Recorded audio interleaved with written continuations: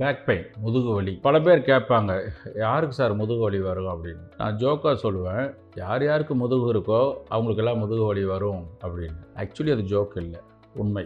Okay, இப்போ ஒரு குடும்ப பெண்மணி தீபாவளிக்கோ இல்லை வீட்டில் விசேஷத்துக்கோ 4-5 நாள் பயங்கரமாக வேலை பண்ணுறாங்க, குனிஞ்சு நிமிந்து வெயிட் எடுத்து வராங்கன்னா அவங்களுக்கு முதுகு வலி வரும். ஒரு டாக்டர் நீண்டு 5-6 மணி நேரம் ஆப்ரேஷன் பண்ணுறாரு அப்படின்னா அவருக்கும் முதுகு வலி வரும். லோடு எடுக்கிறவங்க எல்லாத்துக்கும் முதுகு வலி வராதவங்களே கிடையாது.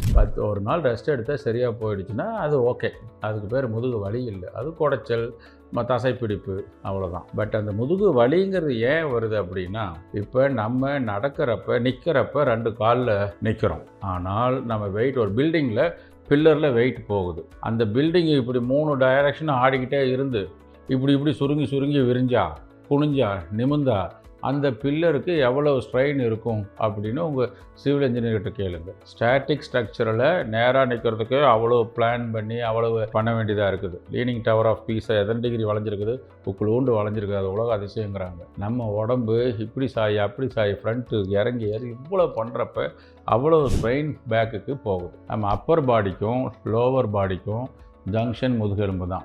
நம்ம இடுப்பு சுற்றளவு 36 இன்ச்சு இருக்கலாம், ஆனால் வெயிட்டு போகிறது இங்கே இருக்கிற இடுப்பெலும்பில் 1 இன்ச்சில் தான். ஸோ அதில் போகிறப்ப அவ்வளோ ஸ்ட்ரெயின் ஆகுறதுனால அதை சுற்றி பல மசில்ஸ்கள் இருக்குது. அதெல்லாம் ஒவ்வொன்றுலேயும் சில பிரச்சனைகள் வரலாம். ஓகே, அதனால் முதுகு வலி வரலாம்.